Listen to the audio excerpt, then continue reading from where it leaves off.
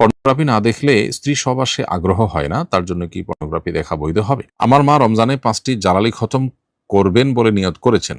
খতমে জালালির বিধান কি? আমরা তাকে ভোট দিয়ে পাশ করিয়ে এনেছি বললে শিরক হবে কিনা? কালো জাদুর বিপরীতে জাদু করা কি বৈধ হবে? রমজান মাসে কবরের আযাব বন্ধ থাকে, এই কথাটা কি সঠিক? রোজা অবস্থায় ওযুর সময় কুলি করতে গিয়ে যদি গলায় পানি চলে যায়, তাহলে কি রোজার সমস্যা হবে? আমার মা রমজানে ৫টি জালালি খতম করবেন বলে নিয়ত করেছেন।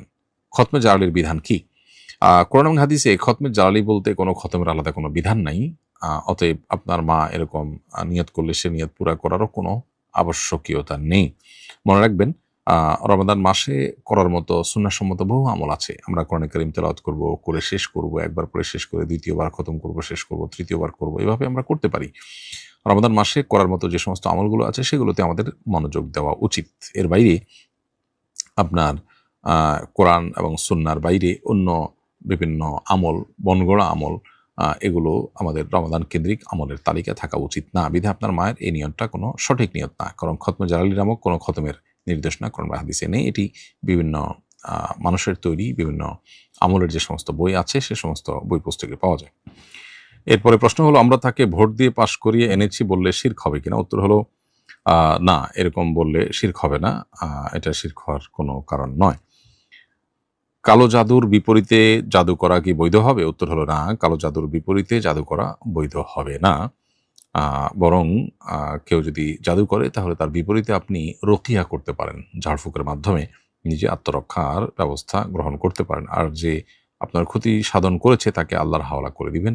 আল্লাহ তার বিচার করবেন। আপনি নিজেই তার জন্য আবার ক্ষতি করার জন্য পাল্টা জাদুর উদ্যোগ নিতে পারেন না। রমজান মাসে কবরের আযাব বন্ধ থাকে, এই কথাটা কি সঠিক? এটার উত্তরের আগে আমরা দিয়েছি একাধিকবার সম্ভবত। রমজান মাসে কবর আযাব বন্ধ থাকার বিষয়টি কোনো বিশুদ্ধ হাদিস দ্বারা প্রমাণিত নয়।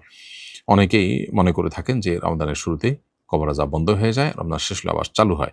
এ মর্মে যে সমস্ত বর্ণনা পাওয়া যায় এগুলো কোনোটাই বিশুদ্ধতার মানদণ্ডে উত্তীর্ণ নয় বা সহিহ কোনো হাদিস দ্বারা এটি সাব্যস্ত নয়।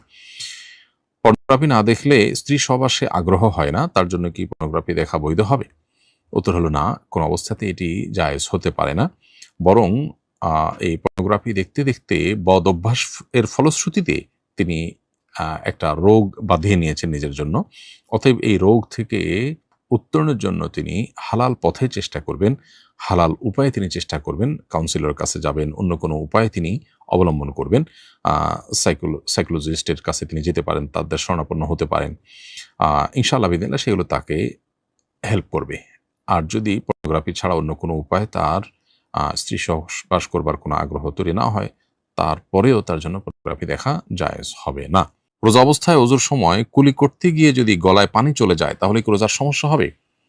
অসতর্কতাবশত যদি আপনার গলায় পানি প্রবেশ করে অথবা কোনো খাবার চলে যায় বশত, তাহলে ফোকাহে আহনাফের মতে আপনার রোজা ভঙ্গ হবে।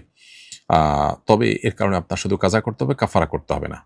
তবে এ বিষয়ে আরব উলামায়ে কেরাম বা হাম্বলি ফকিহদের মত হলো ভিন্ন। তারা মনে করেন যে আ ভুলে খেলে যে রোজা ভঙ্গ হয় না, এটা তার অন্তর্ভুক্ত। আর ফোকাহে আহনাফ বলেন যে এটা মূলত ভুলে খাওয়া নয়, তার তো রোজার কথা স্মরণ আছে। এটা হলো অসতর্কতাবশত গলদকরণ করা। আর ভুলে খাওয়া বলতে রোজার কথা ভুলে গেছেন, এই অবস্থায় খাচ্ছেন। এরকম খেলে সেটা রোজা ভঙ্গের কোনো কারণ হয় না সবার মতেই। অতএব ফোকাহে আহনাফের মত অনুযায়ী আপনি রোজা অবস্থায় কুলি করতে গিয়ে যদি গলার ভেতরে পানি প্রবেশ করে যায়, তাহলে এই রোজাটা আপনাকে পরবর্তীতে কাজা রেখে দিতে হবে এবং যেহেতু এটি অনিচ্ছাকৃত হয়েছে, ফলে এর কারণে আপনার গুনাহ হবে না।